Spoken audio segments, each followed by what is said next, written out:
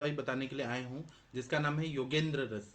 इसका प्रयोग हम लोग जब सर के पास जाते थे, आदरणीय वैद्य समीर जमदग्नि सर के पास जब भी हम लोग जाते थे, तो हम लोग देखते थे कि सर जो है यह बीपी के पेशेंट के लिए इसका बहुत ज़्यादा यूज़ कर रहे हैं। तो मन में बहुत उत्सुकता रहती थी कि ये हमारे आदरणीय गुरुजी वैद्य समीर जमदग्नि सर योगेंद्र रस का प्रयोग क्यों करते हैं, इसमें क्या कंटेंट्स है और इसका फायदा होता भी है कि नहीं, ब्लड प्रेशर कंट्रोल होता भी है कि नहीं।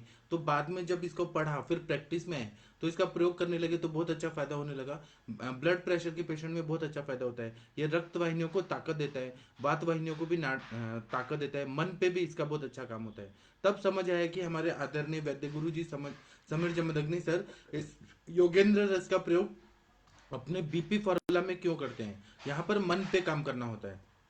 तो हम लोग पहले ये देखेंगे कि योगेंद्र रस है क्या, इसमें क्या क्या कंटेंट्स हैं, और इसका क्लिनिकली हम लोग कैसे कहाँ कहाँ इसका उपयोग करेंगे तो बहुत अच्छा रिजल्ट आता है। तो वह जानने के लिए हम लोग ना योगेंद्र रस, पहले भेषज रत्नावली नाम का जो ग्रंथ है, इसमें वात व्याधि रोगाधिकार जो है, वात व्याधि रोगाधिकार में योगेंद्र रस बताया है। उसमें क्या क्या बताया है वह हम देखेंगे संस्कृत में, फिर उसका अर्थ देखेंगे, फिर इसके कंटेंट्स पे एनालिसिस करेंगे कि यह कंटेंट से क्या क्या फायदा होता है। उसके बाद में क्लिनिकल एक्सपीरियंसेस चर्चा करेंगे हम लोग विस्तार से। तो योगेंद्र रस के बारे में ऐसा बताया है कि विशुद्धम रस सिंधुरम तदर्दम शुद्ध हाटकम तत्समम कांतलोहम च तत्समाचा तत्समाचा ब्रह्मेव च विशुद्धम मौक्तिकम चैव भंगम च तत्समम मतम कौमारिका रसे भाव्यम धान्य राशो दिनत्रयम ततो रक्ति द्वयमिताम वट्टिम कौर्याद विचक्षणा योग वही रसो हेश सर्वरोग कुलांतकः। इसका मतलब यह है कि इसमें रस सिंदूर 2 तोला डाला हुआ है। रस सिंदूर आप लोगों को पता है कि पारा और गंधक इसको लेके कज्जली को फिर कुपीपक्व रसायन से रस सिंदूर बनाया जाता है। कुपीपक्व मेथड है, उस पर मैं एक सीरीज लूंगा कि उसमें रस सिंदूर कैसे बनता है, मुग्ध रस कैसे बनता है, रस कर्पूर कैसे बनता है। वह कुपीपक्व रसायन पे मैं एक सीरीज लूंगा, तो मैं और डिटेल में इसके बारे में बताऊंगा। तो अभी रस सिंदूर है, इसमें 2 तोला ले लिया। स्वर्ण भस्म 1 तोला ले लिया। इसमें सारे दिव्य जो अपने आयुर्वेद के दिव्य भस्म है वह सब डाला हुआ है। तो स्वर्ण भस्म 1 तोला डाल दिया, कांतलव भस्म 1 तोला डाल दिया, अब्रक भस्म 1 तोला डाल दिया, मुक्ता भस्म 1 तोला डाल दिया, वंग भस्म 1 तोला डाल दिया। इन सबको लेकर और घृत कुमारी उसके रस की भावना लेना है, उसकी भावना देना है। ऐसा 7 भावना देना है। मर्दन संस्कार करके भावना में घोटते जाना है। घोटते घोटते घृत कुमारी का जो स्वरस है वह उसमें पूरी तरह से समाहित होते जाएगा। फिर इसको 3 दिन तक धान्य की राशि में रख देना है। मतलब इसको लेके मिट्टी का जो मटका रहेगा उसमें ये सारा मेडिसिन डाल दीजिए, और फिर उसके बाद में इसको जो गेहूं या चावल, ऐसा जो धान्य के राशि मतलब जो गोडाउन रहता है उसमें रख देना है। तो उसकी उष्मा से इसमें कुछ तो संस्कारों और गुणांतराधनम ऐसा कुछ संस्कार हो जाता है। और फिर उसके बाद में इसकी 2-2 रत्ती की गोलियां बना देनी है, वह गीला गीला ही चटनी जैसा डाल के और वो रख देना है। तो उसमें कुछ संस्कार हो जाते हैं उसकी उष्मा से। और उसके बाद में 2-2 रत्ती मतलब 250 mg की गोलियां बना के रख देना है। फिर से मैं श्लोक बोलता हूँ तो देखिए कितना अच्छा है। और आप लोग को शायद पता नहीं है कि पुणे की परंपरा में जब हम लोग बीएमएस करते हैं ना, तो पुणे में ये सारे श्लोक को याद कराया जाता है। मतलब कंपलसरी याद करना ही पड़ता है। मुझे भी याद है, लेकिन कोई बोलने में उच्चारण गलत ना हो इसलिए मैं देख के बता रहा हूँ। लेकिन हर श्लोक को याद करना बहुत जरूरी है। जब याद करते हैं ना, तो जब भी पेशेंट आते हैं तो वह कंटेंट्स क्या क्या है वो याद आ जाता है, और फिर चिकित्सा करना सफल हो जाता है। इसलिए हर श्लोक को याद करिए। तो इसमें ऐसा बताया है कि विशुद्धम रस सिंधुरम तर्दर्दम शुद्ध हाटकम तत्समम कांतलोहम च तत्समा तत्समांचा ब्रह्मेव च विशुद्धम मौक्तिकम चैव व्यंगम च तत्समम मतम कौमारिका रसेर्भाव्यम धान्य राशो दिनत्रयम ततो रक्तिका द्वयमिताम वटिम कुर्याद विचक्षणा। इसमें देखिए कुमारी रसेर भाव्यम, कुमारिका जो है मतलब कुमारी जो है इसके रस की भावना देनी है। भावना देने के बाद इसको धान्य राशि में रखने के लिए बोला है। मतलब जो गोडाउन रहता है जहाँ पे चावल या धान या गेहूं ये सब रखा रहता है ना, वहां पर वो गोडाउन में रखना है, और उसकी उष्मा से इसमें संस्कार होगा और ये फायदा करेगा। और पहले विशुद्धम रस सिंदूरम, रस सिंदूर लेना है 2 तोला। तदर्दम शुद्ध हाटकम मतलब यहाँ पर फिर स्वर्ण भस्म लेना है। फिर तत्समम कांतलोहम, कांतलोह भस्म भी 1 तोला लेना है। उसके बाद में तत्समम अब्रमेव च, फिर अब्रक भस्म तत्समम 1 तोला अब्रक भस्म लेना है। फिर मुक्ता भस्म विशुद्धम मैक्तकम चैव वंगम च तत्समम मतम। फिर मुक्ता भस्म लेना है और वंग भस्म लेना है। और ये सारे भस्म जो है वो शोधन और मारण से पूरी तरह से अच्छी तरह से बनाए हुए हैं। या लेकर फिर घृत कुमारी की 7 भावना देनी है, 7 भावना देने से ये बहुत अच्छा। फिर उसको धान्य राशि में रखना है। आजकल जो कंपनियां बनाती है वो धान्य राशि में रखती नहीं है, क्योंकि इतना टाइम नहीं है। तुरंत बनाओ और तुरंत पैक करो और तुरंत ही सेल कर ले बेच दो, जबकि ये गलत है। पूरी तरह से यही संस्कार से इसका प्रोसेसिंग होना चाहिए, तभी इसका रिजल्ट अच्छा आता है। तो यह बता रहे हैं कि इस भैषज रत्नावली में बता रहे हैं कि यह संपूर्ण रोगों का नाश करता है। जितनी भी व्याधियां हैं सभी को यह नाश करता है। वात पित्तज रोग को ठीक करता है। फिर प्रमेह रोग को ठीक करता है। प्रमेह रोग को, प्रमेह रोग में आप लोगों को पता है कि प्रमेह रोग में आविल मूत्रता बहुमूत्रता। आविल मूत्रता मतलब शरीर में क्लेद बहुत ज्यादा बन जाता है। तो जो जलीय अपने धातु है, दुष्य है, जैसे रस धातु, रक्त धातु, मांस धातु, मेद धातु, शुक्र, ओज, लसिका, ये जो 10 दुष्य है ये सारे दूषित हो जाते हैं। और उसकी वजह से क्या होता है कि बद्ध और अबद्ध मेद जो रहता है वह भी विकृत होता है। कफ दोष, आस्य सुखम, स्वप्न सुखम, जो दिवा स्वप्नम, ये सब जो बताया है कि दिवा स्वप करने से, एक ही जगह बैठे रहने से, मधुर मतलब मीठा चीज बहुत ज्यादा खाने से, स्निग्ध चीज बहुत ज्यादा खाने से, फिर क्या होता है कि कफ दोष विकृत हो जाता है अव्यायाम करने से। तो इससे क्या होता है, कफ दोष विकृत हो जाता है। और वह कफ दोष जो रहता है उसके पास में कौन सा रहता है, तो मेद धातु रहता है साम्यता की वजह से। तो बद्ध और अबद्ध मतलब जो जो बॉन्डिंग कर सकता है वह मेद, मतलब कच्चा मेद और पक्का मेद, जो बॉन्डिंग कर सकता है और जो बॉन्डिंग नहीं कर सकता, वो सारे मेद मेद है ना, वो सब क्या करते हैं कि शरीर में जो क्लेद धातु, क्लेद है, उसको विकृत कर देते हैं और शरीर में बहुत ज्यादा पानी पानी पानी पानी होने लगता है। तो पेशेंट को बहुत प्यास लगती है, प्यास लगती है तो वो बहुत ज्यादा पानी पीता है, उससे और शरीर में कीचड़ जैसा संप्राप्ति होने लगती है। और आम संचिति तो होती है, अग्नि को ये मंद होता ही है। अग्नि मंद होने के बाद शरीर में बहुत ज्यादा क्लेद हो जाता है, तो धातुओं में शिथिलता आ जाती है। उसके वजह से और धातु जो रहते हैं उनके अग्नि पे असर होता है, धातु अग्नि मंद हो जाती है। भूताग्नि लेवल तक इसका काम होता है। तो वह सारी संप्राप्ति होके सारी भूताग्नि मंद हो जाती है, धातु अग्नि मंद हो जाती है, जाठराग्नि मंद हो जाती है, शरीर में आम संचिति बहुत ज्यादा रहता है। तो फिर वह सारा जब दोष है, वायु, वायु जो है वह सबको लेके जाते हैं, तो बस्ती में लेके जाता है। मतलब पुरुषाशय में सार किट विभाजन तो हो नहीं रहा, किडनी में जाएगा तो फिर वो फिल्ट्रेशन नहीं होगा। किडनी क्या करती है कि जैसा कि तैसा वो बाहर निकलते रहती है। इसलिए आविल मूत्रता बहुमूत्रता, बहुत ज्यादा मात्रा में यूरिनेशन होने लगता है। और दूसरा जिसको हम पॉलीयूरिया बोलते हैं। और आविल मूत्रता, गंदा गंदा कीचड़ की तरह यूरिन होने लगता है। इसी को चरक संहिता में ये बताया कि 20 प्रकार के प्रमेय होते हैं, 10 प्रकार के कफज प्रमेय, उसमें सांद्र में, सांद्र प्रसाद में, आलाल में, फिर इक्षुवालिका में, यह सब बताया है, सिक्ता में, शनेर में, यह सब बताया है 10 टाइप कफज प्रमेय के। फिर पित्तज प्रमेय के बताए हैं कि ये काल में, लाल में, काल में, हरिद्र में, मंजिष्ठ में, यह सब बताया है। तो ये पित्त के वजह से, अगर पित्त का इन्वॉल्वमेंट उसमें साथ में। फिर वातज के लिए बताया कि हस्ती में, मज्जा में, वसा में और मधु में, यह बताया। और मधुमेह जो रहता है वो असाध्य टाइप बताया, जिसको हम डायबिटीज मिलेटस के साथ कंपेयर करते हैं तो वो वैसे ही सिम्टम मिलता है, जिसमें मधु के समान मूत्र प्रवृत्ति होती है, शरीर में वायु का प्रकोप बहुत ज्यादा हो जाता है। तो ऐसे कंडीशन में योगेंद्र रस जो है, इसमें रस सिंदूर है, स्वर्ण भस्म है, इतने अच्छे अच्छे स्ट्रॉन्ग दवाइयां हैं। मैं आगे बताऊंगा कि ये जो कंटेंट्स है इसका क्या क्या रोल रहता है शरीर में। स्वर्ण भस्म है, कांतलव भस्म है, अभ्रक भस्म है, मुक्ता भस्म है, वंग भस्म है, ये सारे ना प्रमेय की संप्राप्ति को भंग कर देते हैं और फिर शिथिलता को दूर कर देते हैं, अग्नि को प्रदीप्त कर देते हैं। अग्नि प्रदीप्त हो जाती है तो ऑटोमेटिकली यह शरीर में फायदा होता है कि प्रमेह के वजह से जो धातु में शिथिलता आ गई है। आजकल जो डायबिटीज मिलाइटस, ये ना बहुत सारे लोगों को बहुत ज्यादा फैल रहा है पूरी दुनिया में, क्योंकि लोगों का जो लाइफस्टाइल है वो एकदम बेकार हो गया है। रात्रि में टाइम पे सोना नहीं है, दिन में कभी भी सो जाना है, खाना पीना भी बहुत ज्यादा हैवी गुरु पदार्थ खाना है, एक्सरसाइज नहीं करना, फिजिकल वर्कआउट उतना नहीं होता है, और फिर बैठे रहना है। ये सब की वजह से क्या हो रहा है कि मधुमेह की कंडीशन और स्ट्रेस, स्ट्रेस फैक्टर भी है, इसलिए मधुमेह बहुत ज्यादा फैल रहा है। तो इसमें बहुत सारे डायबिटिक न्यूरोपैथी, डायबिटिक रेटिनोपैथी, फिर किडनी फेलियर, फिर डायबिटिक मैक्युलोपैथी, फिर गैंग्रीन, फिर डायबिटिक वुंड्स, ये बहुत सारी बीमारियां बढ़ रही हैं। डायबिटीज बहुत ज्यादा बढ़ रहा है। दो ही साइलेंट किलर डिजीजेज होते हैं, एक ब्लड प्रेशर और दूसरा होता है डायबिटीज, मधुमेह। ये साइलेंट किलर डिजीज धीरे धीरे शरीर को गलाती जाती है और सड़ाती जाती है और मारते जाती हैं। आप लोगों ने मैंगो देखा होगा, देखिए मैं आप लोगों के लिए मैंगो लेके आया हूँ। तो ये मैंगो जो होता है ना, ये कैसा होता है कि पहले कच्चा होता है मैंगो, फिर उसके बाद में ये पकता है, और उसके बाद में इसको अगर नहीं खाया जाए तो ये सड़ने लगेगा। तो ये डायबिटीज का जो बीमारी रहता है वो मैंगो की तरह रहता है। शरीर में क्या होता है कि इंसान जो रहता है वो डायबिटीज उसका शुगर डिटेक्ट हो जाता है, तो वह क्या करेगा कि बहुत सारी दवाइयां जैसे ग्लिमिप्राइड और मेटफॉर्मिन जैसी दवाइयां लेके शुगर को कंट्रोल करता है।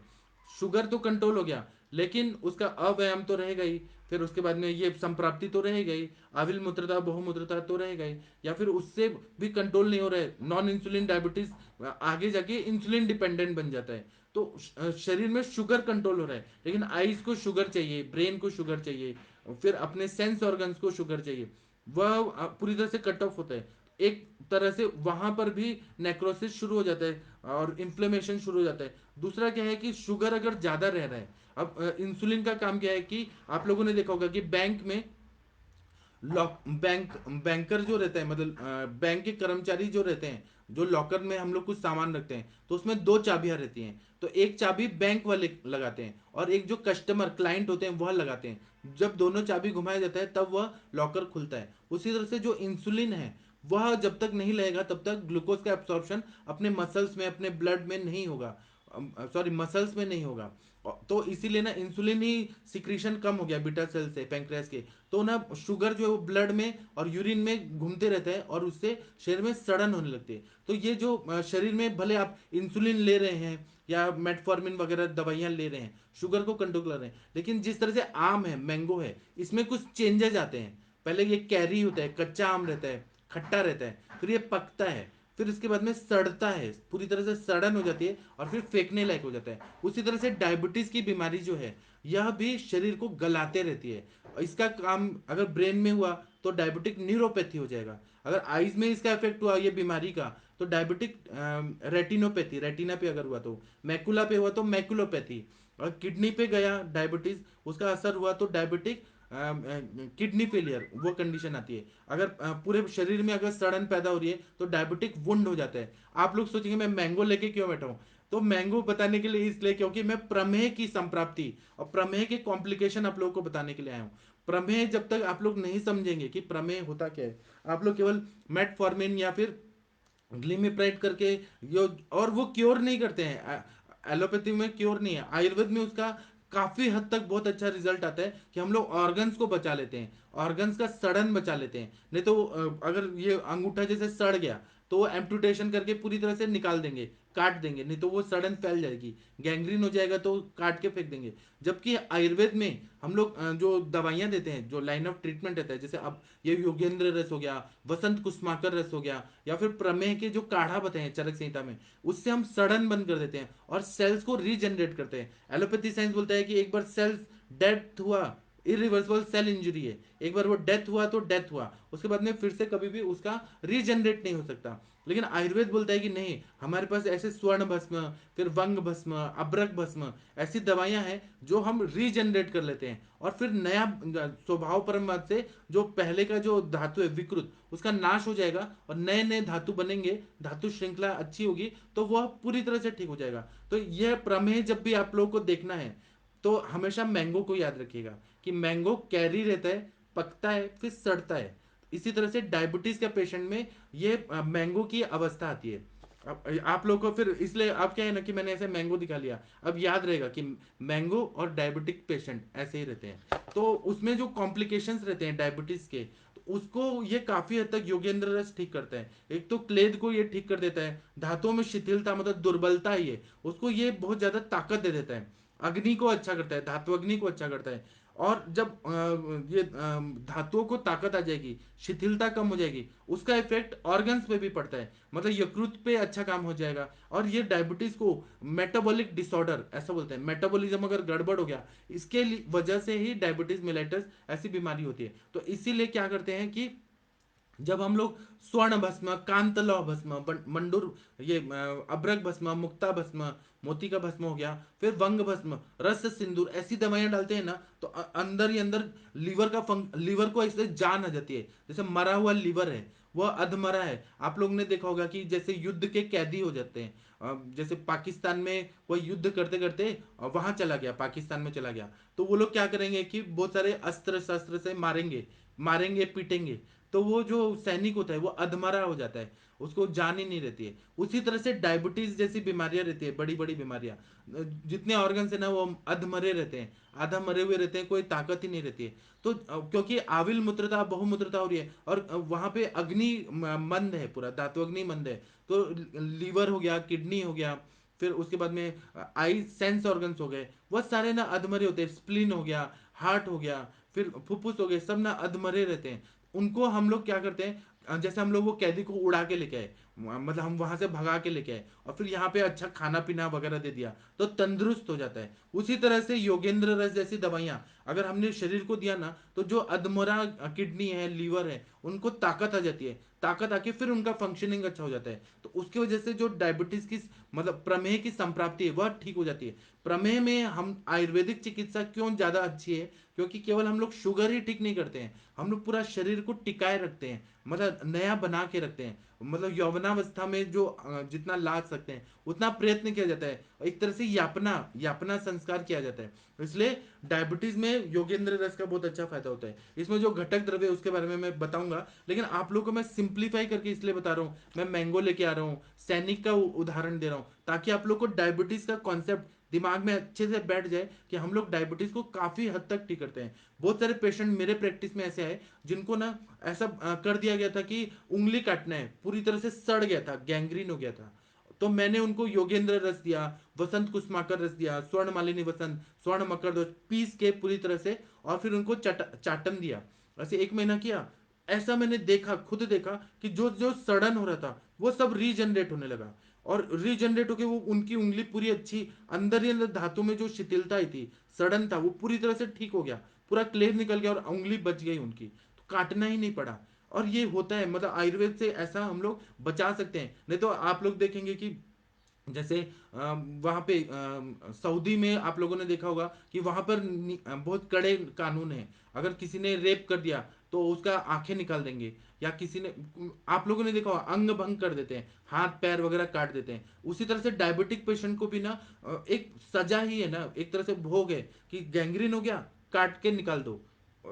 ये पूरा हाथ भी कटा हुआ रहता है, कभी कभी ये रहता है, ये एम्पुटेशन करना, ये एलोपैथी साइंस करता है, सर्जरी करके काट दो, उनके साइंस के हिसाब से वो ठीक है, लेकिन वो लोग को आयुर्वेद की संप्राप्ति नहीं पता है, और आयुर्वेद के दवाइयों के बारे में इतनी जानकारी नहीं है कि आयुर्वेद ना इतना ग्रेट साइंस है, इतना ग्रेट साइंस है कि जो सड़न है, इरिवर्सिबल सेल इंजरी हो रही है, उसको हम लोग रिवर्सिबल करके नए बना सकते हैं। और अब्रक भस्म है, अब्रक भस्म तो इतना अच्छा भस्म है, वह नए सेल बना देता है। उसके सामने कांतलौ भस्म हो गया, मुक्ता भस्म, वंग भस्म हो गया, स्वर्ण भस्म, इतना अच्छा अच्छा दवाई है। और ये केवल मैं नहीं बोल रहा हूँ, या वैद्य समीर जमदग्नि सर नहीं बोल रहे हैं, ये आदिकाल से जब ये चरक सुश्रुत वाग्भट थे, ब्रह्मा स्मृतो ब्रह्मा स्मृता ईशो वेदम प्रजापति मजी ग्रहत, ब्रह्मा जी ने स्मरण किया, ब्रह्मा जी से स्मरण किया हुआ जो आदिकाल से आ रहा है आयुर्वेद, वह बोलता है कि हम लोग ठीक कर सकते हैं, मनुष्य की आयु अच्छा कर सकते हैं।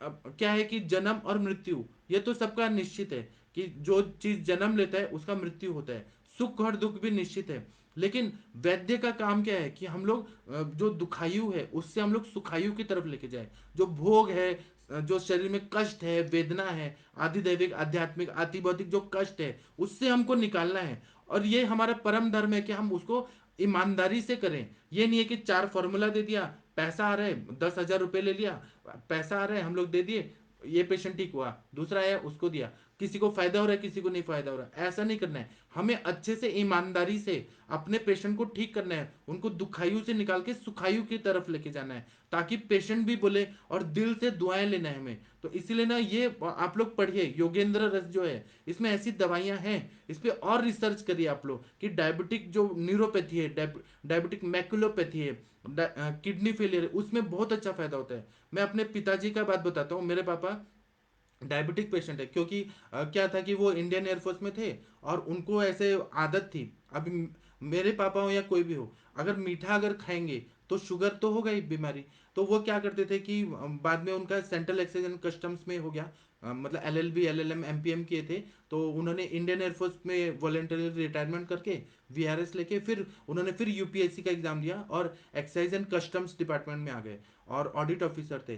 तो उनको क्या आदत था कि उनको मीठा बहुत पसंद है, बचपन से मीठा बहुत पसंद है। तो पहले जब गांव वगैरह में थे तो बहुत ज़्यादा मेहनत करते थे, मतलब खेत में जाते थे सब कुछ। अब सिटी में आ गए तो फिर वो आदत बंद हो गया, उतना मेहनत फिजिकल वर्क बंद हो गया, लेकिन मीठा आने की खाने की आदत तो बंद नहीं हुई। तो वो क्या करते थे कि घर से ना मतलब एयरफोर्स से ना पहले राशन मिलता था, तो चीनी वगैरह बहुत मिलता था, चीनी और गुड़। तो ऑफिस में लेके उन्होंने ऐसे 5 किलो 10 किलो से चीनी कबर्ड में रखा था, और ना चीनी डाल डाल के रोज ऑफिस में शरबत बना बना के दिन भर पीते थे। और फिर उसके बाद में मतलब पूजा पाठ कराने के लिए भी बुलाते थे लोग उनको, कभी सैटरडे संडे को। तो वहां पर अगर 1 किलो पेड़ा मिलेगा मिठाई, सब खा जाते थे।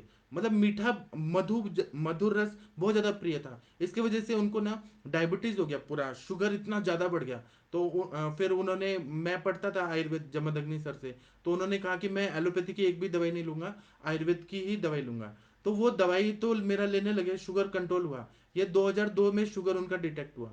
उसके बाद में क्या हुआ कि छुप छुप के मीठा खाना, ऐसा उनका आदत था। तो क्या हुआ कि आज से 3 साल पहले वो जब मैंगो का सीजन आया, तो अब मधुर रस तो प्रिय ही है, तो वो ना छुप छुप के बहुत ज्यादा मैंगो लेके आए लाके, और रोज खाते थे रोज खाते थे। इससे क्या हुआ कि शुगर लेवल बहुत हाई हो गया, और एक थोड़ा अहंकार भी रहते हैं कि मेरा बेटा आयुर्वेद का डॉक्टर है, तो क्या होगा, मीठा खा के देखते हैं, ऋतु फल है, बहुत खाओ मीठा, बहुत मीठा खाओ। उससे क्या हुआ कि धीरे धीरे आंखें जो रहती हैं उसका मैकुलोपैथी होने लगा। मतलब मैकुला जो है ना उसमें डीजनरेटिव चेंजेस आने लगे, और लाइट को देखते थे तो वह एक ना ऐसा बड़ा सा स्पॉट दिखता था। तो और फिर ना चश्मा भी लग गया इसकी वजह से, डायबिटीज की वजह से। फिर उन्होंने मिलिट्री हॉस्पिटल में दिखाया, यहाँ पर आर्म फोर्सेस मेडिकल कॉलेज है, एएफएमसी है इंडिया का, एम्स के बाद यहाँ सबसे बड़ा मिलिट्री का हॉस्पिटल है। वहां दिखाया तो बड़े बड़े जो ऑप्थेल्मिक सर्जन है उन्होंने चेक किया, तो बोले कि आपको तो डायबिटिक मैकुलोपैथी हो रहा है, इसका तो कोई इलाज नहीं है, आपका पूरा मैकुला अंदर से खराब हो जाएगा, रेटिना खराब हो जाएगा, तो आप स्टेरॉयड लीजिए और शुगर की दवाई शुरू करिए, लेकिन इसका इलाज नहीं है। तो फिर उन्होंने मुझे बताया कि ये मुझे हो रहा है, और मैंने मैंगो खाया था, उन्होंने बताया कि मैं बहुत ज़्यादा मीठा खा रहा था। तो मैंने वो सब मैंगो वैंगो सब बंद कराया, और उसके बाद में मैंने योगेंद्र रस दिया। उसके बाद में मैंने क्या क्या दिया वो मैं बता रहा हूँ। आज उनकी आंखें पूरी तरह से ठीक हो गई, चश्मा भी निकल गया। मतलब जो मैकुलोपैथी हो रहा था पूरी तरह से हम लोग ठीक कर सकते हैं। जो एलोपैथी साइंस बोलता है कि इतना माइन्यूट जो डॉट टाइप दिख रहा था वो नहीं ठीक हो सकता, लेकिन आयुर्वेद से ठीक हुआ। तो मैंने उनको क्या क्या दिया, तो योगेंद्र रस दिया, मैं जो दिया हूँ वो मैं बता रहा हूँ। योगेंद्र रस दिया, वसंत कुसमाकर रस दिया, और पंचामृत लोक गुकुल दिया, और मैंने सप्तामृत लोक इसको पीस के मैंने पुड़िया बनाया उनको वो डोज में, और सुबह शाम 3 महीने खिलाया मैंने।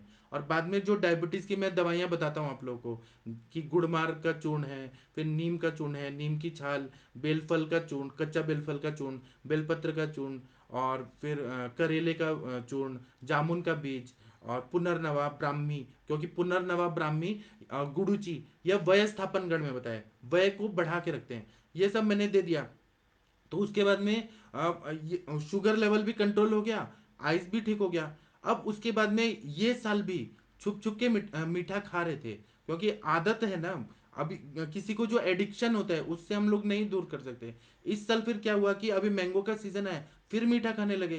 तो छुप छुप के खाते थे, मुझे बता के नहीं खाते थे। और फिर बेटा डॉक्टर है तो थोड़ा अहंकार रहता है ना, कि बेटा डॉक्टर है, शुगर तो ये ठीक कर देगा, ये तो कुछ भी ठीक कर सकता है। तो खाने की वजह से क्या हुआ कि पैरों में झंझनाहट बहुत ज्यादा होने लगी। अगर चलते थे ना तो पैरों में दर्द होने लगा। तो फिर मैंने उनको अभी क्या किया कि ये महालक्ष्मी विलास रस और स्वर्ण मालिनी वसंत रस, ये 2 स्वर्णकल्प दे दिए, एक एक गोली सुबह शाम खा रहे हैं, उससे फायदा हुआ। मतलब मुझे कहने का मतलब यह है कि आयुर्वेद में जो जो नर्व्स अगर डैमेज हो रही हैं, इरिवर्सिबल चेंजेस आ रहे हैं, डिजेनरेटिव चेंजेस आ रहे हैं, उन सब का इलाज है आयुर्वेद में। लेकिन आयुर्वेद वाले ही आयुर्वेद को नहीं मानते हैं, ये बहुत बड़ी विडंबना है, मतलब ट्रेजेडी है कि आयुर्वेद वालों को मालूम ही नहीं है कि आयुर्वेद में इतनी अच्छी अच्छी दवाइयां हैं और ठीक हो सकती हैं दवाइयां। आप लोग भी ऐसे आप लोग दीजिए अपने लोगों को, पेशेंट लोगों को दीजिए, और देखिए क्लिनिकल ट्रायल घर पे ही करके देखिए कि फायदा होता है। आगे फिर मैं बता रहा हूँ कि प्रमेह में बहुत अच्छा काम होता है। फिर बहुमूत्रता अगर हो रही है, बहुत बार यूरिनेशन को हो रहा है। एक मेरे पास अग्रवाल पेशेंट आए थे, उनको क्या हो रहा था कि वो वॉशरूम से जाके आए और उसके बाद में फिर से जाना पड़ा, फिर से जाके आए, फिर से जाना पड़ता था। साइकोलॉजिकल भी प्रॉब्लम थी, और जब सोते थे तब नहीं होता था, लेकिन उनको बार बार यूरिनेशन हो ही रहा था और पानी भी बहुत पीते थे। उनको भी मैंने योगेंद्र रस दिया, बहुत अच्छा फायदा हुआ। वो पेशेंट आज भी मुझे याद करते हैं कि कौन सी दवाई दी कि जो बार बार यूरिनेशन को जाना पड़ता था फ्रिक्वेंटली, और हरीनेस बहुत होता था, बार बार जाना और हरीनेस, अर्जेंसी, ये सारे कंडीशन थे, पूरी तरह से वो ठीक हो गए। क्योंकि ये मन पे भी काम कर रहा है। योगेंद्र रस है ना, अभ्रक भस्म है, कांतलव भस्म, स्वर्ण भस्म, मुक्ता भस्म, ये नर्वस सिस्टम जो प्लेक्सेस रहते हैं नर्व्स के, वो सारे प्लेक्सेस जिसको हम लोग चक्र बोलते हैं। नॉर्मल अवस्था में तो चक्र जो है अपने पूरे नर्वस सिस्टम और पूरे ऑर्गन्स को वो कंट्रोल करते हैं, तो उस पे करते हैं। और यौगिक भाषा में अनाहत चक्र, स्वादिष्ठान चक्र, फिर ये विशुद्ध चक्र, ये जब जागृत हो जाते हैं तो दिव्य शक्तियां मिलते हैं। नॉर्मल एनाटॉमी में आप लोगों ने डिसेक्शन के टाइम देखा होगा कि नर्व्स के प्लेक्सेस होते हैं, तो ये जो नर्व्स के प्लेक्सेस जो है, और cranial nerves, spinal nerves, parasympathetic nerves, sympathetic nerves, सब पे योगेंद्र रस का काम होता है, और वहां पे ताकत देने का काम होता है, इसलिए इसका काम होता है। उसी तरह से फिर मूत्राघात है, अगर यूरिन फॉर्मेशन नहीं हो रहा है तो यह क्या करता है कि इंटेस्टाइन जो रहता है, लार्ज इंटेस्टाइन में जो पुरस्चरण क्रिया है, पेरिस्टाल्टिक मूवमेंट, उसको अच्छा कर देता है। वहां पे नर्व सप्लाई है, ब्लड सप्लाई है, उसको ये बहुत स्ट्रांग कर देता है। जब वह स्ट्रांग हो जाएगा, उसके बाद में जो डीजनरेटिव चेंजेस आ गए हैं, मतलब डीजनरेटिव चेंजेस इन इंटेस्टाइन, जो अंदर के विलाइज घिस गए हैं, पूरी तरह से म्यूकोजल लेयर है, विलाइज है, वो घिस गए हैं किसी ना किसी वजह से, या फिर या तो जराजन्य हो सकते हैं, या व्याधि के वजह से, कोई बीमारी की वजह से, या स्वाभाविक रूप से। जब अगर विलाइज घिस गए तो उनको ताकत देना और नए बनाना, यह काम जो करता है वह योगेंद्र रस करता है। इसलिए ना ये मूत्राघात में मूत्र की उत्पत्ति कहाँ हो रही है, तो पक्वाशय में हो रही है। सार किट्टी विभाजन कहाँ हो रहा है, तो ये पूरा अपना ग्रहणी कला से शुरू होकर पक्वाशय में हो रहा है, कटु अवस्था पाक तक। तो वहां पर अवस्था पाक को अच्छा करना और कटु अवस्था पाक को अच्छा करना, जिससे मूत्र उत्पत्ति अच्छा हो, फिर उसके बाद में किडनीज को अच्छा करना, जो किडनीज फिल्टर कर रही है, फिर मूत्र को निकालना, ये सारा प्रोसेस जो है, ये प्रोसेस को अच्छा करना, यह कार्य योगेंद्र रस से होता है। इसलिए किडनी फेलियर के भी पेशेंट में बहुत अच्छा काम होता है। आप लोग देखे देखिए, वो यूरिन फॉर्मेशन बैलेंस हो जाता है, बहुमूत्रता भी ठीक हो जाएगा और मूत्राघात भी ठीक हो जाएगा। बहुमूत्रता ऐसा हो रहा है कि शरीर का क्लेद जो है वो अति मात्रा में निकल रहा है, जिससे पूरा बॉडी में थकावट हो रही है, बॉडी डिहाइड्रेट हो जाता है, और मेंटली भी उसको बहुत तकलीफ हो रहती है, और मूत्राघात में भी काम करता है। उसी तरह से अपस्मार की व्याधि में, जिसमें स्मृति अपक्रम, मतलब जो स्मरण शक्ति है वो कम हो जाता है, संज्ञावाही स्त्रोत, मलिन आहार विहार का सेवन करते हैं और बहुत ज्यादा राजसिक और तामसिक दोषों से घिरे रहते हैं, तो अपस्मार नाम की बीमारी होती है। मैं उसके बारे में बताऊंगा आगे अभी थोड़ी देर में।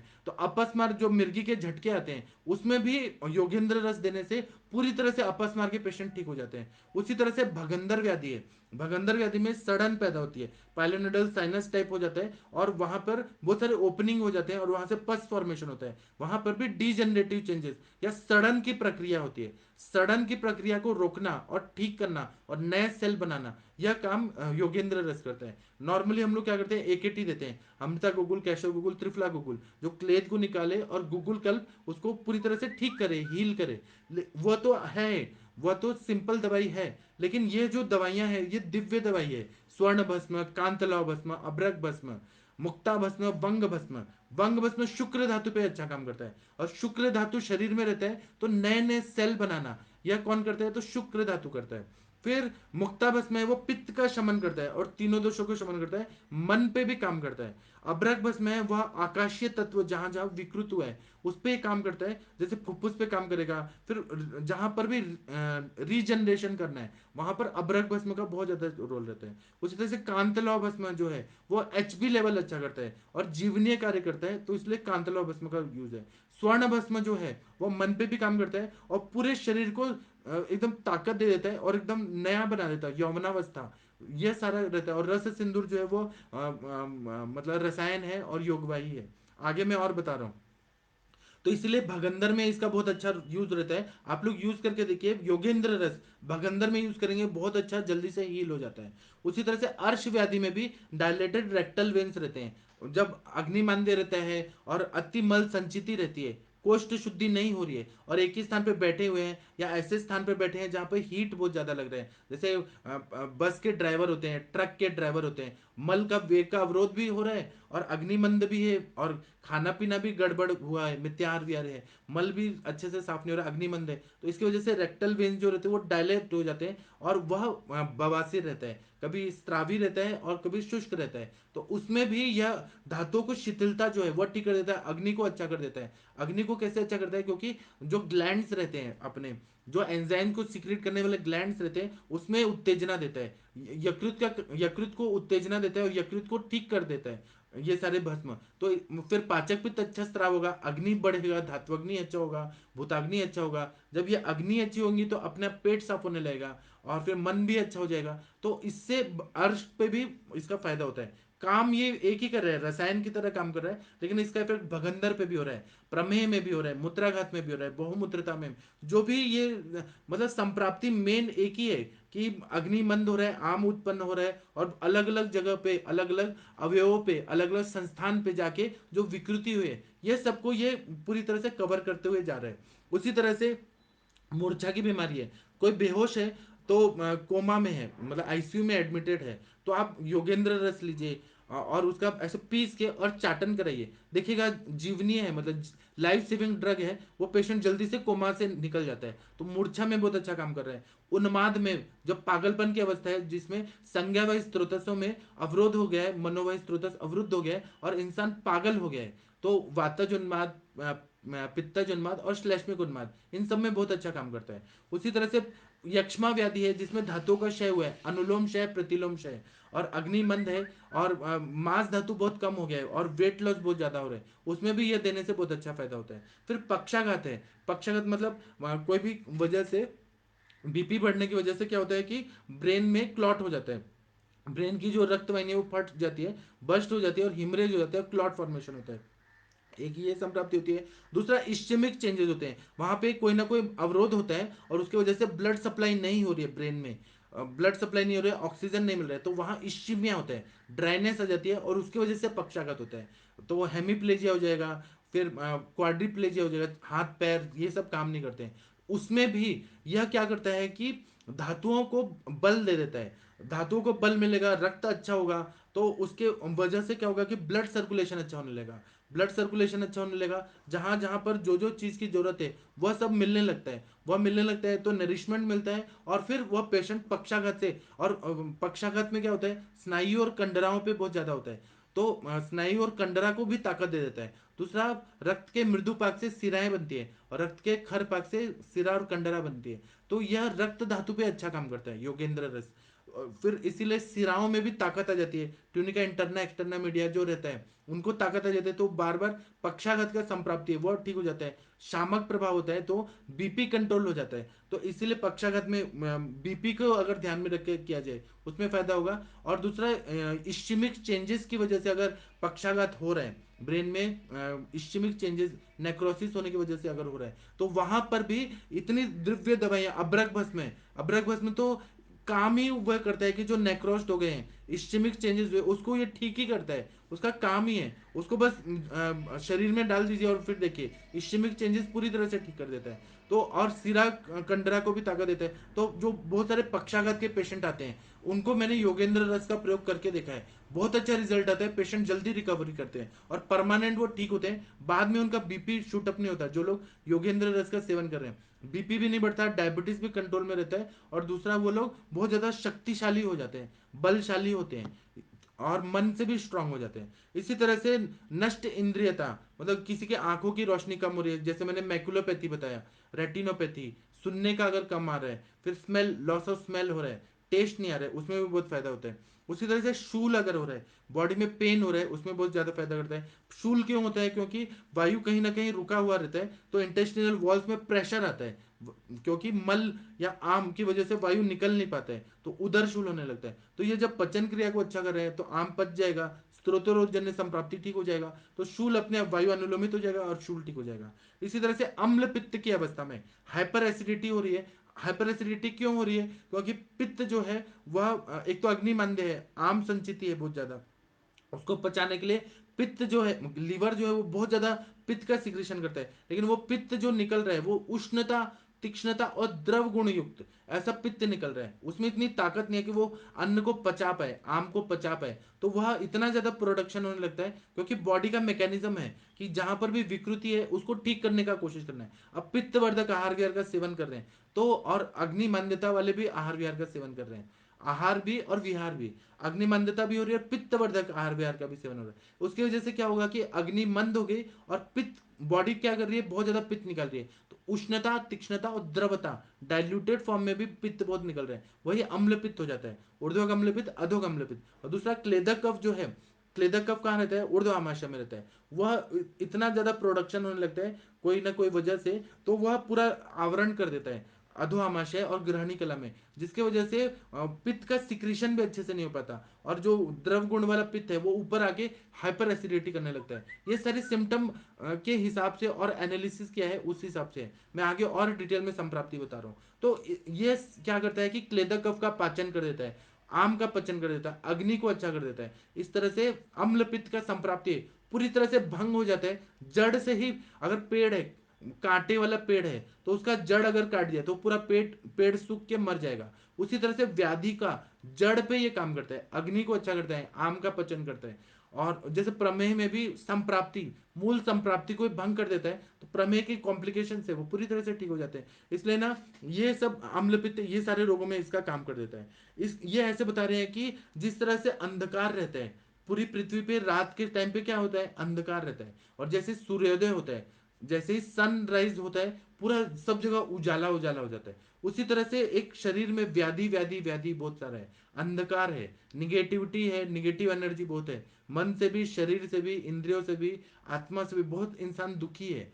तो जैसे ही योगेंद्र रस दिया, तो जिस तरह से सनलाइट से पूरा ब्रह्मांड, पूरा सब जगह ना रोशनी आ जाती है, उसी तरह से शरीर में भी व्याधियां जो है वो पूरी तरह से नष्ट हो जाती है, इंसान स्वस्थ हो जाता है। और प्रसन्नात्म इंद्रिय मना, आत्मा, इंद्रिय, मन, ये सब प्रसन्न हो जाते हैं। समदोष, समाग्निश, समधातु, मलक्रिया, सारे बैलेंस आ जाती है, समय अवस्था में आ जाती है।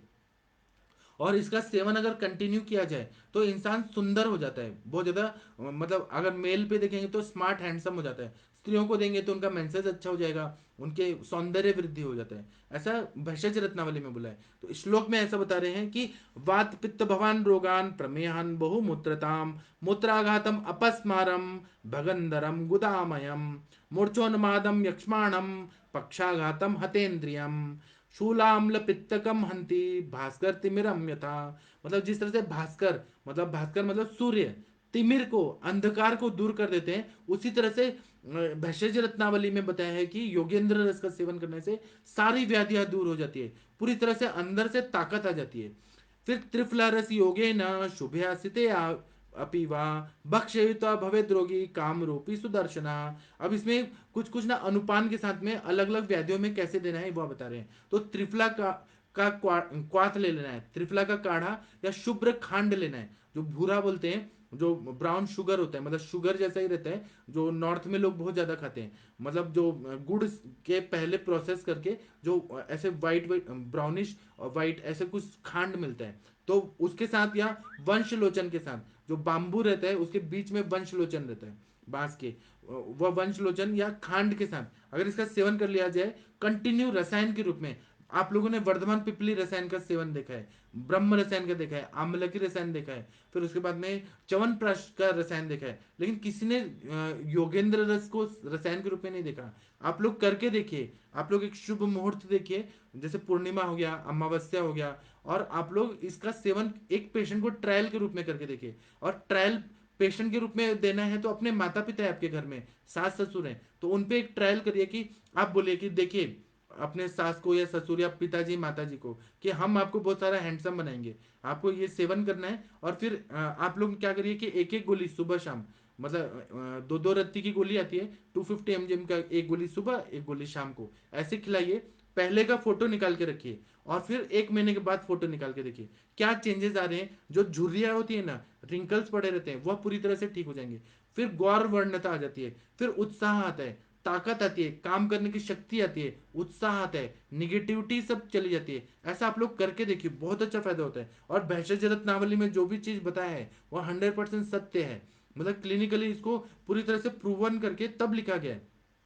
तो ये बता रहे हैं त्रिफला के काढ़ा के साथ दीजिए, या वो खांड के साथ दीजिए, वंशलोचन के साथ दीजिए। वंशलोचन नहीं मिल रहा है तो सीतोपलादी चूर्ण के साथ दीजिए। आप लोग देखिए तो देखिए, इतना अच्छा फायदा होगा। और इससे ना इंसान सुंदर रूप वाला हो जाता है। और आप लोग भी वैद्य हैं, आप लोग को भी हैंडसम दिखना है बहुत ज्यादा।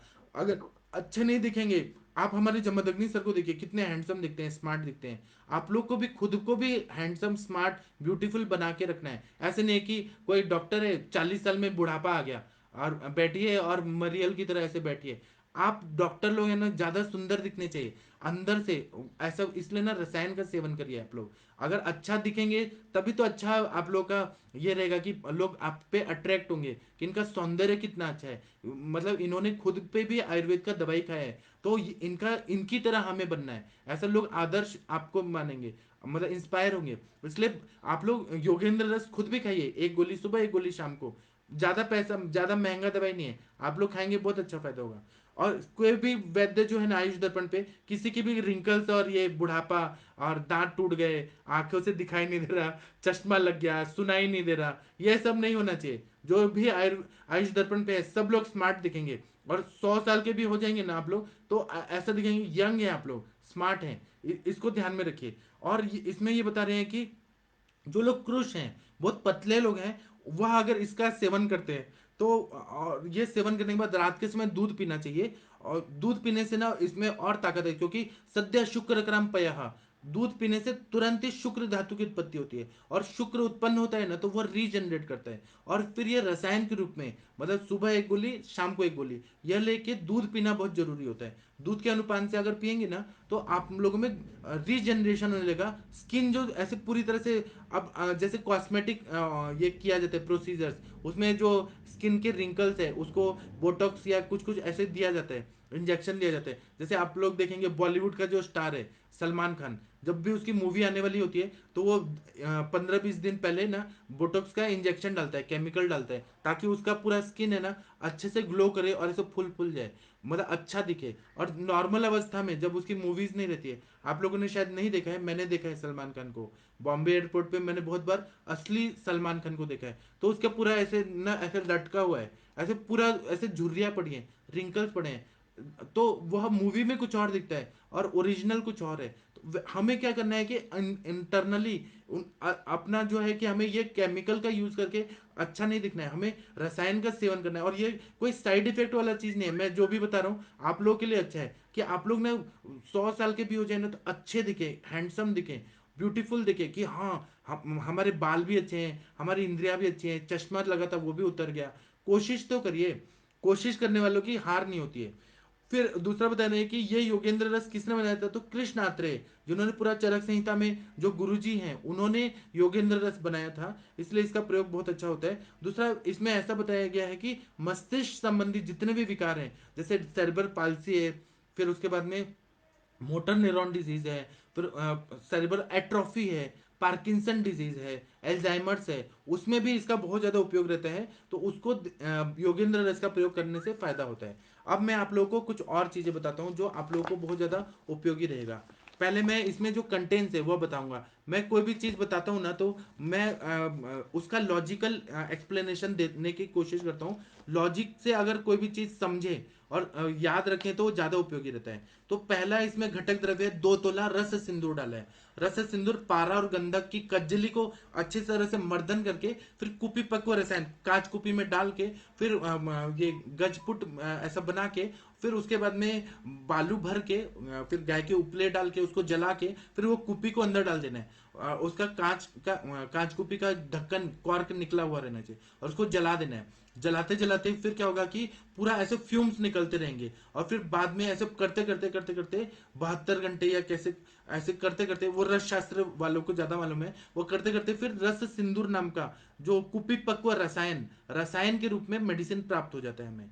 फिर कांच को तोड़ के और हम उसको अच्छे से पूरा परीक्षा करके और उसका हम सेवन कराते हैं। तो ये इतना मेथड इतना अच्छा से बनाया जाता है, इसीलिए ना ये रस सिंदूर इसका नाम है। तो रस सिंदूर जो होता है उत्तम रसायन है, मतलब रस रक्त मांस मेद अस्थि मज्जा शुक्र, इन सबको ये बल देता है और नए सेल बनाता है। फिर बाजीकरण करता है, मतलब रस सिंदूर देंगे ना तो शुक्र धातु अच्छा बनता है। शुक्र धातु अगर आप उसका प्रजनन संस्थान में देखेंगे तो स्पर्म मोटिलिटी अच्छा होगा, स्पर्म काउंट अच्छा होगा, वॉल्यूम अच्छा होगा, ग्रेड 1 2 3 4 वो अच्छे होंगे। फिर स्पर्म के सेल्स हैं, हेड, फिर बॉडी टेल, ये बहुत अच्छा बनेगा। तो बाजीकरण मतलब सेक्सुअल एक्टिविटी अच्छी हो जाएगी।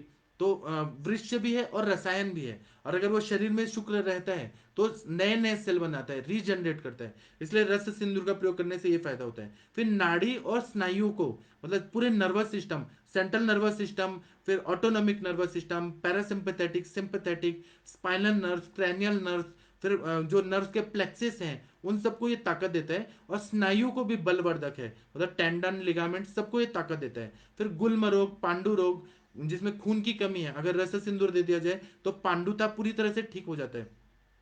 पांडुता में क्या होता है, शिथिलता होती है बहुत ज्यादा। पित्तवर्धक आहार विहार का सेवन करने से धातुओं में अंदर ही अंदर स्वेदन होता है, उसकी वजह से शरीर में जो ओज है, स्नेहांश है और शुक्र है यह कम हो जाता है, खून की कमी हो जाती है और पांडु रोग हो जाता है। और भेक वर्ण, बरसाती मेंढक के तरह शरीर पूरा निस्तेज हो जाता है। और अक्षिकुट शोथ, पूरा आंखों के ऊपर स्वेलिंग आ जाती है, ऐसा आप लोग को पता है। तो उसमें हमें धातुओं की शिथिलता को दूर करना है, ओज को बढ़ाना है और रक्त धातु को अच्छा करना है। तो रस सिंदूर का सेवन कराते हैं तो अपने अपना रस रक्त मांस में अस्थि आहार रस जो हम लोग खाएंगे वह उससे ही अच्छा बनने लगा, रक्त बनने लगा।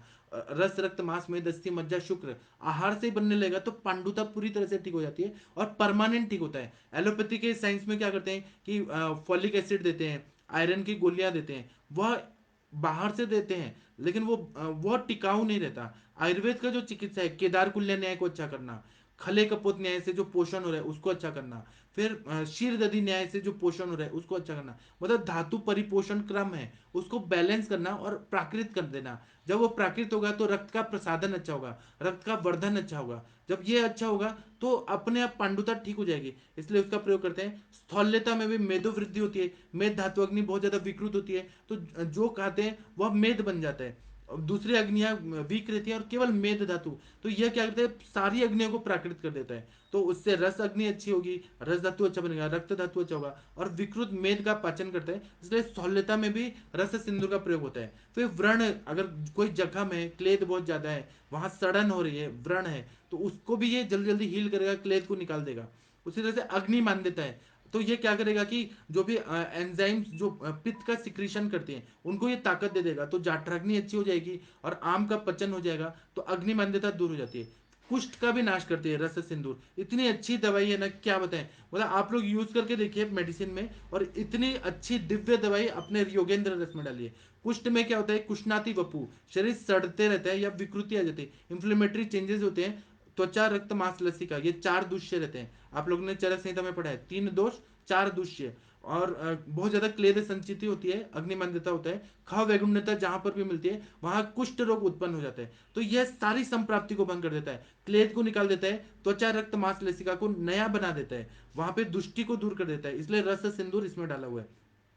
उसी प्रकार से पांचों प्रकार के वायु जो है, प्राण उदान व्यान समान अपान, इन सबको ये बैलेंस कर देता है, तो इसलिए इसको इसमें योगेंद्र रस में डाला है। फिर मन को प्रफुल्लित कर देता है, माइंड में जो भी अवसाद है, विषाद है, फिर उसके बाद में क्रोध है, एंग्जाइटी है, ये सबको बैलेंस कर देता है। और यह हमने योगेंद्र रस में डाला है। तो आप लोग देखेंगे ना, बीपी के पेशेंट को आप योगेंद्र रस देंगे ना तो उनका स्ट्रेस लेवल कम हो जाता है, एंग्जाइटी कम हो जाता है, डिप्रेशन कम हो जाता है। तो उसकी वजह से बीपी जो शूटअप हो रहा होता है बार बार, वह पूरी तरह से बैलेंस हो जाता है। और जो निगेटिव हार्मोन सिक्रीट हो रहे होते हैं बॉडी में डिप्रेशन की वजह से, जैसे कि कैटेकोलामाइंस जैसे निगेटिव हार्मोन सिक्रीट होते हैं, वह सिक्रीशन बंद हो जाता है। और पॉजिटिव हार्मोन जैसे डोपामाइन, एड्रेनालिन, सेरोटोनिन, ये पॉजिटिव हैप्पी हार्मोन सीक्रेट होने लगते हैं। यह सारा कार्य जो रहता है एंजाइम्स के हार्मोन्स के लेवल से मैंने बताया ये होता है। आप लोग रस सिंदूर का प्रयोग करके देखिए या योगेंद्र रस, सच में माइंड बहुत अच्छा हो जाता है। तो इसलिए और बीपी भी अच्छा हो जाता है। फिर यह स्वस्थ रखता है मन को। और फिर मल मूत्र अपान वायु का स्वाभाविक क्रिया होने लगती है, पित्त को निकालने लगता है। फिर उसके बाद में यह मसूड़ों में अगर शोथ है, मुखपाक है, उस सबको ठीक कर देता है। योगवाही अच्छा है, योगवाही है इसलिए फायदा करता है। अब्रक भस्म अगर देखेंगे तो अब्रक भस्म आप लोगों को पता है कि ये रुचि उत्पन्न कर देता है, डीजनरेट करता है। कहीं पर भी सेल्स का डीजनरेटिव चेंजेस या सड़न हो रही है उसमें यह रीजनरेट करने लगता है। केश है, बालों के लिए अच्छा है। आयुष्य है, आयुष्य बढ़ाता है। उत्तम रसायन और वाजीकरण है। इसी तरह से अभ्रक भस्म हो गया। इसके बाद में स्वर्ण भस्म, स्वर्ण भस्म जो है वो वृक्ष है, त्रिदोष नाशक है। फिर उसके बाद में मधुमेह में बहुत अच्छा काम करता है। फिर फिरंग रोग में भी अच्छा काम करता है। अपस्मार, भयंकर श्वास रोग, नपुंसकता, उन्माद रोगों को ये ठीक करता है। उसी तरह से लौह, कांत लौह भस्म देखेंगे तो शरीर में बल वीर्यवर्धक है, शरीर वर्धक है, अग्नि को अच्छा करता है, रसायन है, आयुष्य कर है, वृक्षतम है, ओजोवर्धक है, तेजोवर्धक है, दृष्टिवर्धक है, कांतिवर्धक है और सारे रोगों को दूर करने वाला है। यह कांतलव भस्म योगेंद्र रस में डाला हुआ है। फिर हर तरह के कुष्ठ रोग में अच्छा काम करता है कांतलव भस्म। फिर उदर रोग, उदरशूल, अर्श, भगंदर, यकृत प्लीहा के रोग, अम्ल पित्त, प्रमेह, आम दोष, आमवाद, शिरो रोग, इसमें कांतलव भस्म काम करता है। इसी तरह से हम लोग वंग भस्म देखेंगे तो वंग भस्म है वो प्रमेह को ठीक करता है, कृमि को ठीक करता है, शुक्र धातु अच्छा बनाता है। फिर मेदो रोग को ठीक करता है, पांडु रोग, कफज रोग, विष रोग, वात व्याधि, दाह, उदर रोग, अग्निमांद्य, गुल्म, ग्रहणी, व्रण, शोष, रात्रि स्वेद, क्षय, जरा रोग, मूत्र कृच्छ, श्वेत प्रदर, व्हाइट डिस्चार्ज को भी वंग भस्म ठीक करता है। व्हाइट डिस्चार्ज के पेशेंट आ रहे हैं आप लोग ना, चंद्रप्रभा वटी और वंग भस्म देके देखिए, व्हाइट डिस्चार्ज पूरी तरह से ठीक कर देगा।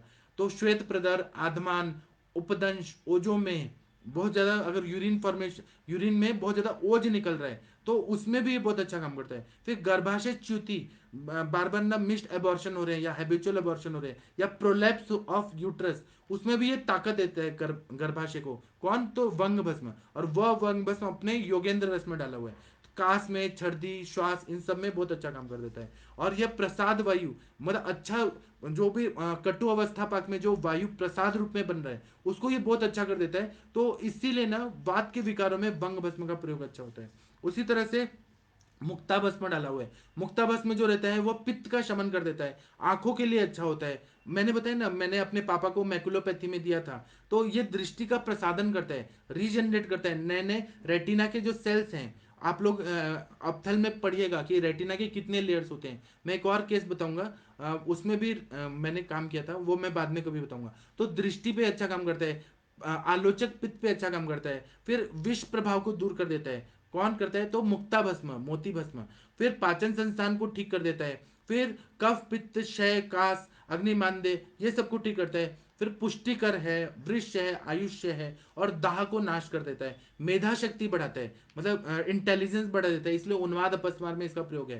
हृदय को बल प्रदान करता है, इसलिए हृदय रोगों में योगेंद्र रस देने से बहुत अच्छा फायदा करता है। और योगेंद्र रस को तो ज्यादातर हृदय रोगों में देते ही देते हैं। मतलब पुणे के वैद्य जो है ना, बड़े बड़े वैद्य जो भी हार्ट डिजीजेज हैं, बीपी के वजह से कॉम्प्लिकेशन हो रहा है, क्योंकि रक्तम जीविती स्थिति, रक्त धातु अगर अच्छा है तो सारे प्रॉब्लम सॉल्व हो जाते हैं। तो इसलिए रक्त धातु और हृदय, इस पे इसको ध्यान में रख के योगेंद्र रस का प्रयोग किया जाता है। फिर जीर्ण ज्वर है, प्रमेह है, श्वास रोग, अस्थि, इन सब पे बहुत अच्छा काम करता है। और मुक्ता में नेचुरल कैल्शियम होता है, तो नेचुरल कैल्शियम होने की वजह से शरीर में बल देता है, अस्थि धातु को बल देता है। फिर दंत का पोषण करता है और दंतोद्भेद में होने वाले कॉम्प्लिकेशंस में बहुत फायदा करता है। ज्वर नाशक है। या मैंने बता दिया कि योगेंद्र रस इतना अच्छा काम कर रहा है। अब मैं बता रहा हूँ कि कुमारी जो है एलोवेरा के स्वरस की भावना दी है। तो एलोवेरा जो है ना वो शोथग्न है, मतलब शोथ को दूर करता है। उसके रस की भावना डालिए पूरा, जो उसका गर निकलता है ना पूरा,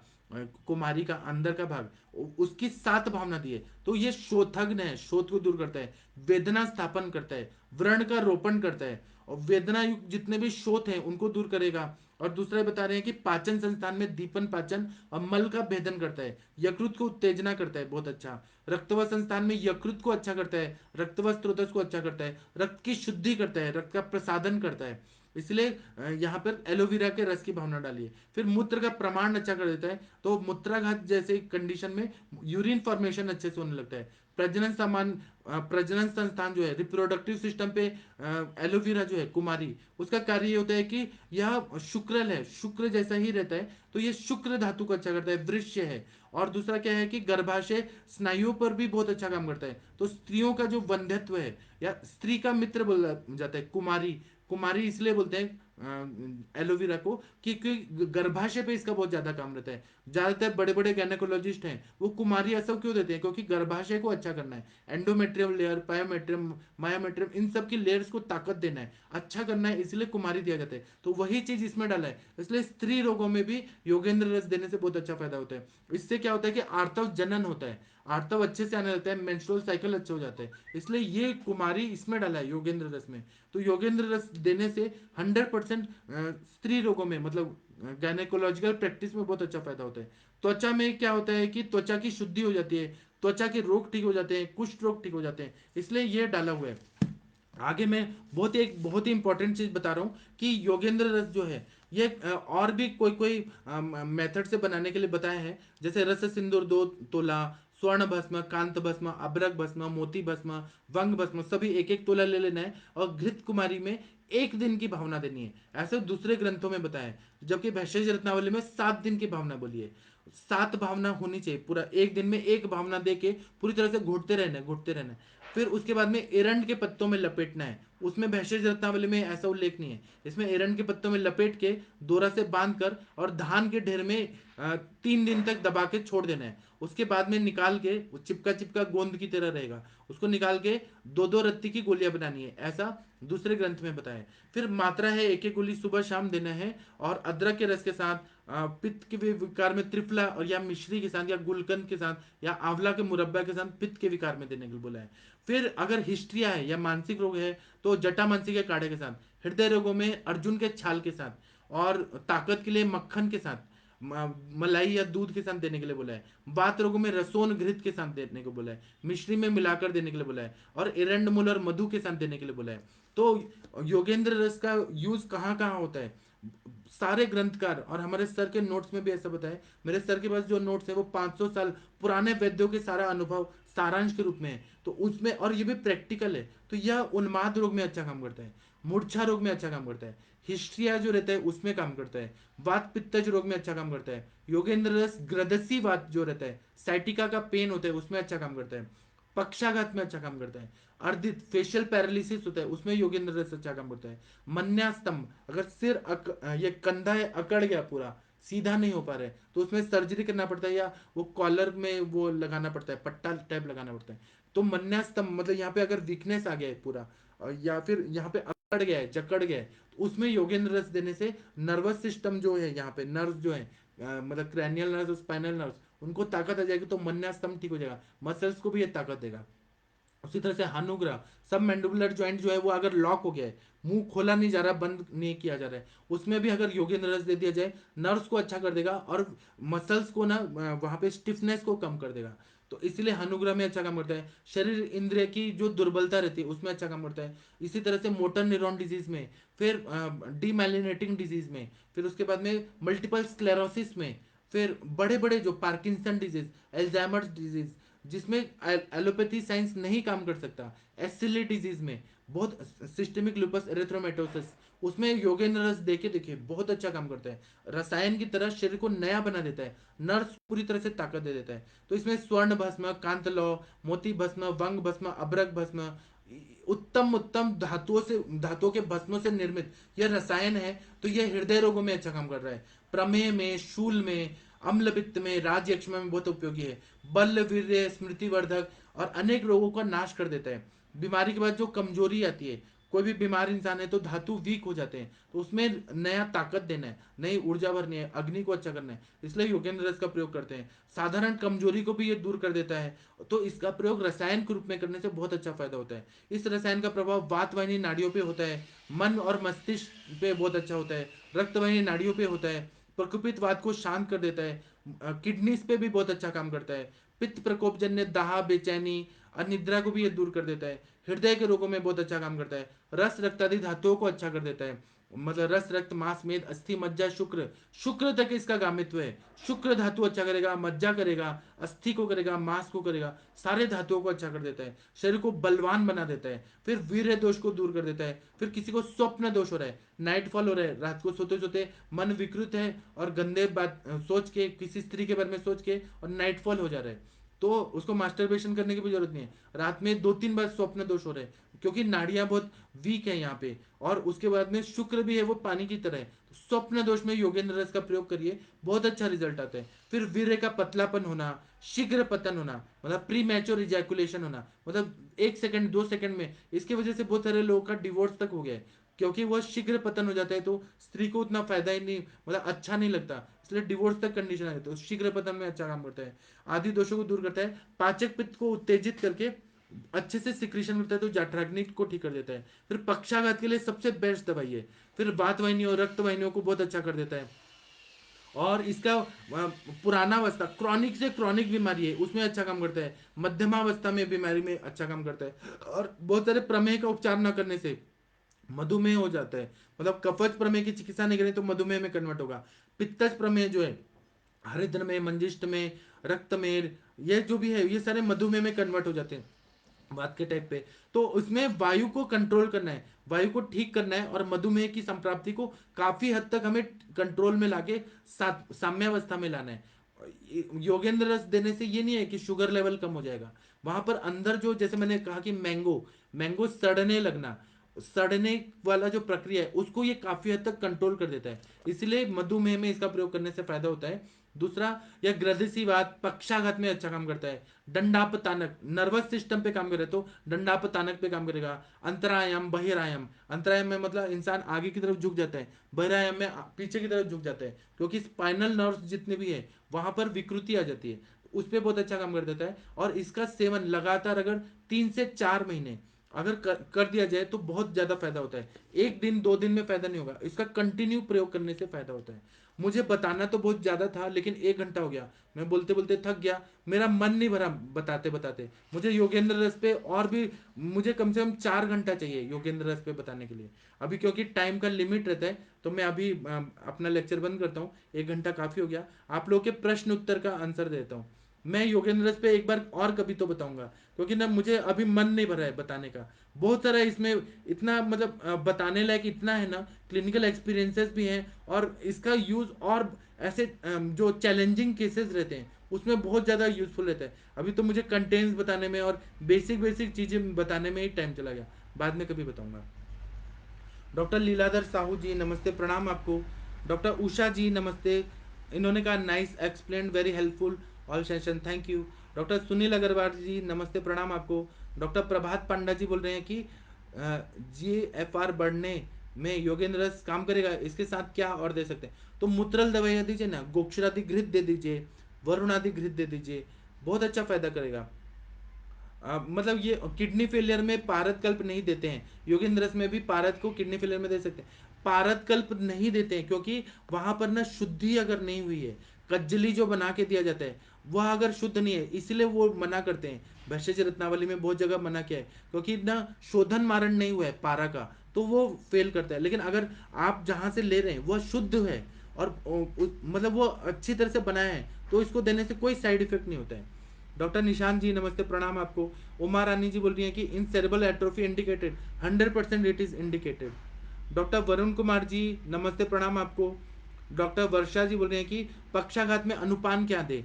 पक्षाघात में हमें ना नर्वस सिस्टम को अच्छा करना है, तो उसमें महारसनादि क्वाथ, दशमूलारिष्ट, दशमूल का काढ़ा, या निर्गुंडी का क्वाथ, जो वायु शामक जो भी द्रव्य हैं या क्वाथ हैं, वह देने से बहुत अच्छा फायदा करता है।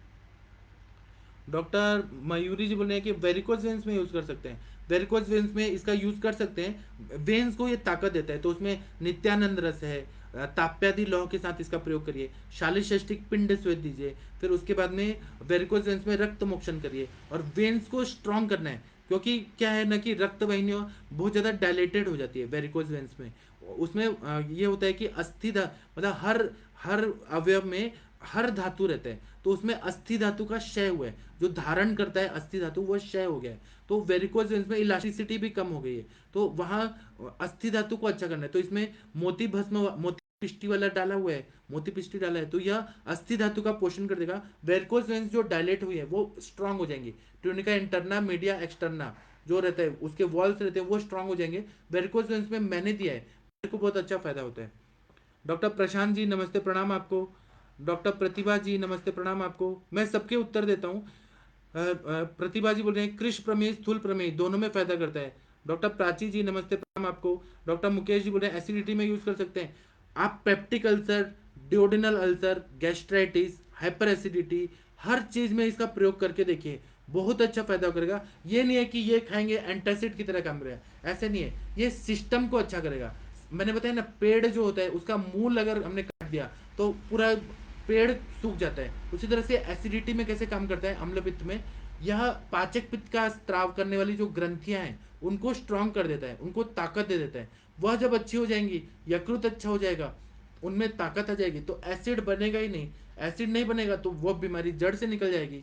तो फिर जो लोग प्रोटोन पंप इनिबिटर दवाएं, पेंटाप्रेजोल, फिर जेलुसिल जेल लगाते हैं, और एसिडिटी के लिए इनो लेते हैं, दुनिया भर की दवाइयां लेते हैं, फिर अलग अलग दवाइयां लेते हैं, एंटासिड वगैरह, रैनिटिडिन, रेंटेक वगैरह लेते हैं, वह सब पूरी तरह से ठीक हो जाए, क्योंकि पित्त ही अच्छा हो जाएगा। पाचक पित्त स्त्राव करने वाली ग्रंथियां ही अच्छी हो गई तो बीमारी ही नहीं रहेगा। डॉक्टर वंदना पाठक मैडम जी बोल रही हैं कि पक्षाघात के कितने समय के अंदर कार्य करता है यूजुअली पक्षाघात, अगर 1 साल पुराना हो तो कृच्छ साध्य होता है, आपका अनुभव शेयर करें। इसमें बताया है योगेंद्र रस में कृच्छ साध्य बीमारियां, असाध्य बीमारियां, और जितने जीर्णावस्था में व्याधि है, मतलब मैंने देखा है कि मेरे प्रैक्टिस में 18 साल 20 साल से पक्षाघात है, वह ठीक नहीं हो रहा था, और मैंने योगेंद्र रस दिया, पुरानी से पुरानी बीमारी को ये ठीक कर देता है। मतलब मज्जा धातु पे इसका कार्य रहता है, शुक्र धातु तक कार्य रहता है, पुराने से पुरानी बीमारियां पूरी तरह से ठीक कर देता है। जितना एकांगवीर रस में उतनी ताकत नहीं है, एकांगवीर रस तो नए नए व्याधियों में ठीक करता है, लेकिन यह तो पुराने से पुराने में ठीक करता है। आप लोग करके देखिए। डॉक्टर वरुण कुमार जी नमस्ते प्रणाम आपको। डॉक्टर प्राची जी बोल रही है पालित्य में काम करेगा, पालित्य में काम करेगा, लेकिन बहुत टाइम तक लेना पड़ेगा, रसायन के रूप में लेंगे तब ये काम करेगा, बहुत दिन तक देना पड़ेगा, मतलब 1 साल तक अगर आप देंगे, और उसके साथ में केश्य दवाइयां और रसायन जैसे नरसिंह रसायन का सेवन कंटिन्यू करा रहे हैं, फिर प्रवाल पंचामृत गुलकंद के साथ कंटिन्यू दे रहे हैं योगेंद्र रस के साथ, तब ये पालित्य में 1 साल देने के बाद फायदा करेगा। त्रिफला वगैरह जो केश्य दवाइयां, आंवला, त्रिफला, गुडुची, जो केश्य दवाइयां उसके साथ में पारिजातक, चमेली, वो सब का प्रयोग करेंगे, या भृंगराज, विजय सार, इन सब का यूज करें, तब पालित्य में 1 साल के बाद फायदा रिजल्ट दिखना शुरू होगा। डॉक्टर कैलाश जी नमस्ते प्रणाम आपको।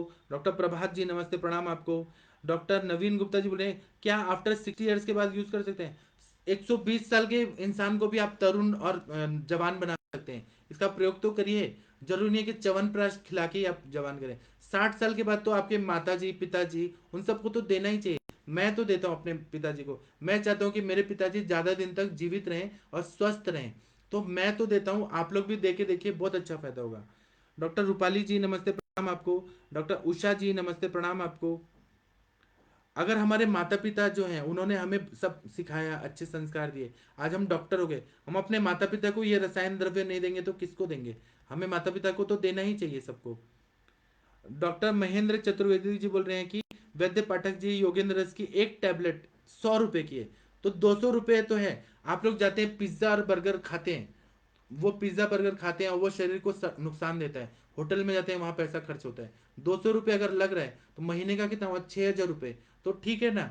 अगर उतना अच्छा रसायन 6 हजार रुपये खिला रहे हैं, क्या नुकसान देगा, शरीर के लिए तो अच्छा है, बल बढ़ा रहे हैं, ताकत दे रहे हैं। 6 हजार रुपये तो कुछ भी नहीं है। आप लोग बीएमएस के लिए एडमिशन लेते हैं तो लाखों रुपए डाल के एक ईयर का फीस भरते हैं, हॉस्टल का खर्चा, किताबों का खर्चा, तो 6 हजार रुपये कुछ नहीं है, आप लोग कर सकते हैं। मोबाइल में ही उतना खर्च हो जाता है, इंटरनेट में खर्च हो जाता है। 6 हजार रुपये आप महीने का अपने पे खर्च करिए, बहुत अच्छा फायदा होगा।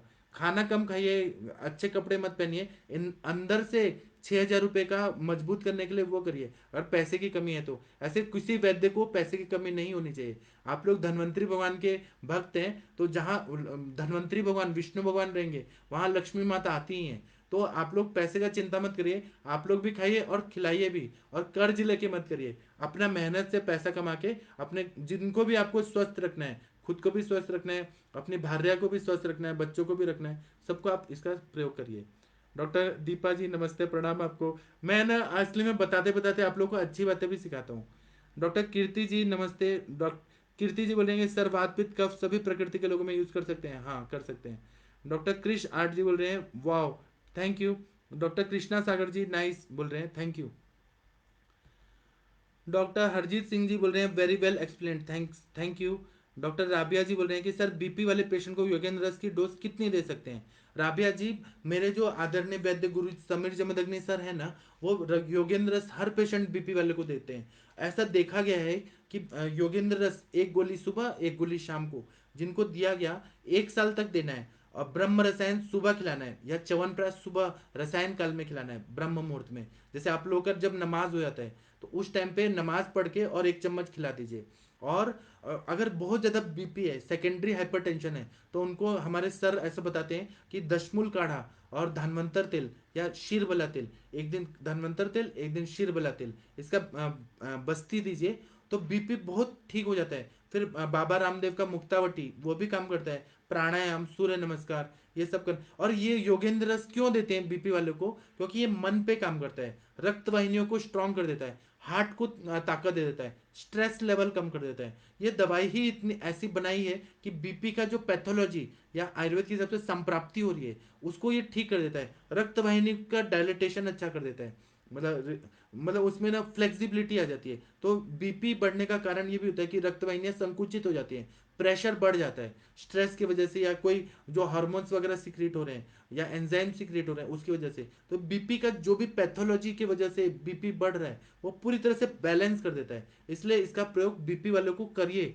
1 साल करके देखिए, बीपी जड़ से ठीक हो जाता है, फिर नहीं होगा बीपी। डॉक्टर, मैं ऐसे झूठ बात नहीं बता रहा हूँ, कथा नहीं सुना रहा हूँ, ये मैं प्रैक्टिस में हूँ 19 ईयर से। मैं जो देखा हूँ अपने सर के पास, मैं खुद किया हूँ, इसलिए मैं आप लोगों को बोल रहा हूँ, आप लोग भी दीजिए। डॉक्टर सविता जी नमस्ते, प्रणाम आपको। डॉक्टर बरन के सिजोफ्रेनिया का लाइन ऑफ ट्रीटमेंट, ये आप इंटरेक्टिव सेशन में आए तो हम बताऊंगा। डॉक्टर प्रदीप जी नमस्ते, प्रणाम आपको। डॉक्टर पद्माकर जी नमस्ते, प्रणाम आपको। Doctor Arvind Saxena ji good evening आपको। डॉक्टर उषा जी नमस्ते, प्रणाम आपको। डॉक्टर उज्ज्वला जी नमस्ते, प्रणाम आपको। डॉक्टर विपिन पांडे जी बोल रहे हैं कि आपका हर लेक्चर सुनने पर अनुभूति है कि आयुर्वेद कितना महान है और गर्व होता है कि मैं एक आयुर्वेदिक डॉक्टर हूँ। आप गर्व करिए, लेकिन पेशेंट को ठीक करिए। 1-1 लाख पेशेंट को ठीक करने का टारगेट रखिए और पैसा भी कमाइए। गरीब को थोड़ा सस्ते में दे दीजिए, अमीर से ज़्यादा पैसा लीजिए। और ये सोचिए कि आपके पास टाटा, बिरला, अंबानी, बिल गेट्स, ये सब आने चाहिए आपके पास। मतलब अगर वो लोग आएंगे तभी तो आयुर्वेद को वैल्यू होगा। पैसा चाहिए और हमें लोगों को भी ठीक करना है। पैसा नहीं होगा तो आयुर्वेद को वैल्यू नहीं आएगी। आप सब लोग अमीर होने चाहिए, ये सोचिए। और हमें इलीगल काम नहीं करना है, गलत काम नहीं करना है। अपने आप को सेफ रखते हुए, किसी को लूटना नहीं है, बददुआ नहीं लेनी है। अपने आप को सेफ रखते हुए लोग खुशी खुशी हमें पैसा दें, उस तरह से कोशिश करना है। डॉक्टर उमा रानी महान काली जी बोल रही हैं कि आपको पहले तो प्रणाम। Is this indicating post menopausal symptom, हाँ जरूर देते हैं, ये रसायन है तो देना चाहिए post menopausal symptom. Doctor Manisha ji बोल रहे हैं कुमारी आसव नंबर कौन सा। मैंने कुमारी आसव नहीं बोला, मैंने कहा कुमारी के स्वरस की भावना दी है। आप फिर से मेरा लेक्चर देखिए, कुमारी स्वरस की भावना दी है। डॉक्टर राजकुमार जी नमस्ते, प्रणाम। कुमारी आसव एक बच्चों के लिए होता है, माताओं के लिए होता है। तो लेकिन मैं आसव के बारे में बात नहीं कर रहा था, स्वरस की बात कर रहा हूँ। डॉक्टर राकेश जी नमस्ते, प्रणाम आपको। डॉक्टर प्रतिभा जी बोल रहे हैं कि प्रेगनेंसी में हाई बीपी होने पे दे सकते हैं। प्रेगनेंसी इंड्यूस जो हाइपरटेंशन रहता है उसमें हम लोग देते हैं ना, बहुत अच्छा फायदा होता है। इससे कोई साइड इफेक्ट नहीं होता, बीपी कंट्रोल हो जाता है, स्वेलिंग भी कंट्रोल हो जाता है। डॉक्टर चौधरी जी नमस्ते, प्रणाम आपको। डॉक्टर देवी प्रसाद जी बोल रहे हैं कि good evening sir, how many days. 3 से 4 महीना मिनिमम देना चाहिए, मैक्सिमम पेशेंट की अवस्था से 3 साल 4 साल भी कंटिन्यू दे सकते हैं। 100 रुपए की एक गोली आती है, सुबह शाम एक एक गोली दीजिए और रिजल्ट देखिए। आप लोग खुद बताइएगा, हम लोग तो मिलते रहेंगे, आप खुद बताइएगा कि क्या फायदा हुआ। डॉक्टर सत्यभान जी नमस्ते प्रणाम आपको। डॉक्टर स्वर्णा जी नमस्ते प्रणाम आपको। डॉक्टर अनीश जी नमस्ते प्रणाम आपको। डॉक्टर हरजीत जी बोल रहे हैं कि tachycardia for how long time it can be given in tachycardia 3 to 4 months you give and after that you give me tell me results. Doctor Priyadarshini ji नमस्ते प्रणाम आपको। डॉक्टर सुनील कुमार जी नमस्ते प्रणाम आपको। डॉक्टर ब्रिजेश मिश्रा जी नमस्ते प्रणाम आपको। डॉक्टर वैशाली पाटिल जी नमस्ते प्रणाम आपको। आप लोग इसका प्रयोग करिए। डॉक्टर मनीषा जी बोल रही हैं कि आपको बाई हार्ट प्रणाम, आपको भी बाई हार्ट आशीर्वाद। बाई हार्ट, कितना अच्छा शब्द इन्होंने यूज किया। Doctor Sunil ji normal person भी यूज करते हैं, आपको अगर यंग दिखना है रसायन के रूप में इसका प्रयोग करिए ना। डॉक्टर कुश जी नमस्ते प्रणाम आपको। नॉर्मल लोग भी करेंगे तो वो बुढ़े नहीं होंगे, वृद्ध नहीं होंगे, यंग दिखेंगे। डॉक्टर अनिल जी बोल रहे हैं कि टैकीकार्डिया ब्रेडिकार्डिया में कैसे काम करता है। मैंने बताया है, मेरा लेक्चर फिर से देखिए। रक्त का प्रसादन करता है, रक्त वाहिनियों को बल देता है, हृदय को बल देता है, हृदय का काम को प्राकृत करता है, पाचक पित्त का स्त्राव अच्छा करता है, सिस्टम को ये अच्छा करता है, ऑर्गन्स को अच्छा करता है। तो ये हर तरह के टैकीकार्डिया ब्रेडिकार्डिया में काम कर देता है। मतलब हर तरह के वायु का जो वायु की वृद्धि हुई है, क्षय हुआ है टैकीकार्डिया ब्रेडिकार्डिया हृदय में, तो वायु का शमन कर देगा, अग्नि को अच्छा कर देगा, इसलिए टैकीकार्डिया ब्रेडिकार्डिया में काम करता है। डॉक्टर सुमन जी नमस्ते प्रणाम आपको। डॉक्टर वरुण जी नमस्ते प्रणाम आपको। डॉक्टर अश्विनी जी बोल रहे हैं कि पक्षाघात में एक्यूट स्टेज से ही शुरू करें क्या। आप करिए ना, बहुत अच्छा फायदा होगा। लेकिन क्रॉनिक से क्रॉनिक पेशेंट में तो इसका एकांग भी रस नहीं काम करेगा जितना ये काम करता है। डॉक्टर चौधरी जी बहुत अच्छा बोल रहे हैं कि सर मेरी दादी की एज 56 है, वो बीड़ी स्मोकिंग करती है।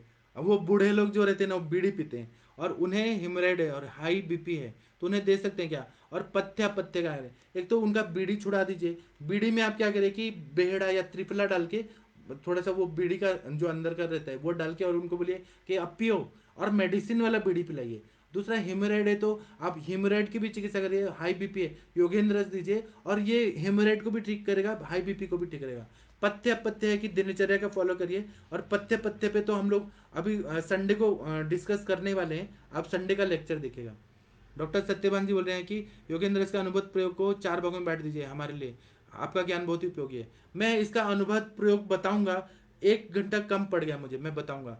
डॉक्टर सुमन जी बोल रही है कि रेटाइनल वेन थ्रोम्बोसिस गॉट 80% इन 1 मंथ। देखिए सुमन जी ने यूज किया है रेटाइनल वेन थ्रोम्बोसिस में, इनको रिजल्ट मिला है। मैंने कहा ना इसका फायदा होता है, आप लोग करते हैं लेकिन आप लोग बताते नहीं है, या लोगों को कॉन्फिडेंस नहीं होता कि इसका फायदा होगा कि नहीं होगा। देखिए सुमन जी ने बताया है, इनको फायदा हुआ है। डॉक्टर संजय जी नमस्ते प्रणाम आपको। डॉक्टर सत्यवान जी बोल रहे हैं कि सर जी कोई कोई वैद्य बंधु बहुमूत्रता मूत्रघात में भी प्रयोग करते हैं, बराबर है ना, ये बताया है भैषज रत्नावली में। डॉक्टर दीप्ति जी बोल रही हैं कि will it work in mucormycosis, it has as it has regenerating healing property with other medication. 100% mucormycosis में फायदा करता है, प्रतिकार शक्ति अच्छा कर देगा। और म्यूकोरमाइकोसिस तक जाने ही नहीं देना है पेशेंट को। जैसे ही कोविड हुआ ना, हम लोग को उनको पहले से देना है, वो लोग स्टेरॉइड और एंटीबायोटिक्स दे रहे हैं और एंटीवायरल दवाइयां दे रहे हैं, हमें पेशेंट को जाने नहीं देना है। और अगर म्यूकोरमाइकोसिस हो गया आप दीजिए ना, मज्जा धातु को ये ताकत देता है, पूरा म्यूकोजल मेम्ब्रेन को ठीक करता है, फायदा होता ही होता है। डॉक्टर मनीषा जी बोल रहे हैं कि पाइलोनेडल साइनस में AKT सूक्ष्म त्रिफला शिलाजत्वादी वट्टी के बाद योगेंद्र देना है क्या। आप साथ में ही दीजिए, सब बहुत अच्छा फायदा होगा। डॉक्टर देबाशीष जी बोल रहे हैं कि सर मुझे पेट की परेशानी से छुटकारा दिलाइए, आप मुझे व्हाट्सएप करिए, मैं आपको बताऊंगा सब। डॉक्टर पवन जी बोल रहे हैं रसायन चूर्ण का एक्सपीरियंस बताइए, मैं इंटरेक्टिव सेशन में बताऊंगा। डॉक्टर अजय मौर्य जी बोल रहे हैं sir you are great, I am not great, you are great, and Ayurveda is great and our India is great. Doctor Vikrant ji nice, thank you. Doctor Satyapal ji बोल रहे हैं कि पक्षाघात में योगेंद्र रस के साथ सहायक औषधियां क्या देनी चाहिए। पक्षाघात की पूरी चिकित्सा ही बताऊंगा ना मैं, उसमें बता दूंगा। सूक्ष्म करके दे सकते हैं वैद्य जी योगेंद्र रस, अगर कॉस्टली है तो सूक्ष्म करके, और जो पिट्ठी साकर रहता है, मतलब जो ये मिश्री रहता है उसके साथ पीस के और फिर कम करके सूक्ष्म मात्रा में दे सकते हैं उस, क्योंकि वो पाटनकर सर बताते हैं सूक्ष्म औषधि के रूप में भी दे सकते हैं, फायदा होता है। डॉक्टर देबाशीष जी नमस्ते प्रणाम आपको। डॉक्टर क्रिश आर्ट जी बोल रहे हैं कि गिव मैं प्रणाम तो जमदग्नि सर, आप खुद ही आज पुणे में आज सर को खुद ही प्रणाम कर दीजिए। उन्होंने मुझे मेरे जैसे शिष्य बनाए, तो आप पर भी अगर आशीर्वाद दे दिया तो आप भी बहुत आगे चले जाएंगे। डॉक्टर मनीषा जी बोल रहे हैं कि योगेंद्र रस बाद में दे सकते हैं, हाँ दे सकते हैं। डॉक्टर अल्पना शर्मा जी बोल रहे हैं कि need your contact number for discussing a case very week I set. आप, मैं अभी दे रहा हूँ अल्पना जी, नीचे आप रुकिए, आपको मिल रहा है। विनय मित्तल जी बोल रहे हैं योगेंद्र रस को कैंसर पेशेंट में रसायन दे सकते हैं, 100% दे सकते हैं। डॉक्टर विवेक जी नमस्ते प्रणाम आपको। डॉक्टर सत्यवान जी बोल रहे हैं कि नेत्र रोग के ऊपर एक साप्ताहिक समाशा दीजिए, मैं दूंगा, जरूर दूंगा। डॉक्टर राकेश जी नमस्ते प्रणाम आपको। डॉक्टर धनंजय जी नमस्ते प्रणाम आपको। डॉक्टर विपिन पांडे जी टैकीकार्डिया में कितनी मात्रा में, टैकीकार्डिया में एक एक रत्ती, एक एक चुटकी सुबह शाम दे दीजिए, हनी के साथ फायदा करेगा। डॉक्टर सुनील जी नमस्ते प्रणाम आपको। डॉक्टर दीप्ति जी, चिल्ड्रन को तो देने के लिए बोला है ना, फायदा होता है। डॉक्टर सुजाता जी बोल रही हैं कि पोस्ट कोविड टैकीकार्डिया में दे सकते हैं, हाँ दे सकते हैं। डॉक्टर प्रदीप जी बोल रहे हैं कि ये सिंड्रोम में, हाँ दे सकते हैं, मुझे ना डिटेल में आयुर्वेद के हिसाब से बताइए, मैं बताऊंगा। डॉक्टर सुनील जी बोल रहे हैं पोस्ट कोविड पेशेंट में स्वेलिंग ऑफ फेस में ट्रीटमेंट बताइए। आप ना मुझे व्हाट्सअप करिए, या आप लोग इंटरेक्टिव सेशन में आइए, क्योंकि मैं 1 घंटे में क्या क्या बताऊँ सब, मेडिकल साइंस बहुत वास्ट है। तो आप लोग को मैं नंबर देता हूँ, किसी को कोई डिफिकल्टी है या कुछ है तो आप लोग मुझे कॉल करिए, मैं आप लोगों को बताने का कोशिश करता हूँ। आप लोगों का प्रैक्टिस अच्छा बढ़े, इसलिए मैं पूरी तरह से ताकत लगा के आता हूँ, पूरी तरह से पढ़ के तैयारी के साथ आता हूँ कि मैं जो भी बताऊँ आप लोग को ये फायदा करे। कोई भी डॉक्टर है वो पीछे नहीं रहना चाहिए, सभी को आगे बढ़ना है, सभी को बहुत ज़्यादा ऐश्वर्यवान पैसे वाला बनना है, रिच डॉक्टर बनना है। तो इसलिए आप लोग मेहनत करिए, और योगेंद्र रस मैंने पढ़ा दिया है, आप लोग भी किताब खोल के देखिए, और उसके बाद में एनालिसिस करिए, सोचिए, और उसके बाद में पेशेंट को देखिए और पेशेंट को दीजिए, और उनसे पैसा भी लीजिए और पेशेंट का आशीर्वाद भी लीजिए। यश कीर्ति आप लोगों के साथ में आने वाली है। मैं अभी का लेक्चर बंद करता हूँ। थैंक यू, प्रणाम। आप लोग मुझे बहुत अच्छे लगते हैं, और मेरा प्रणाम स्वीकार करिए, मैं आप लोगों के लिए ही इतना मेहनत कर रहा हूँ, आप लोगों को आगे बढ़ाना है, ये मेरा उद्देश्य है। तो प्रणाम, नमस्ते।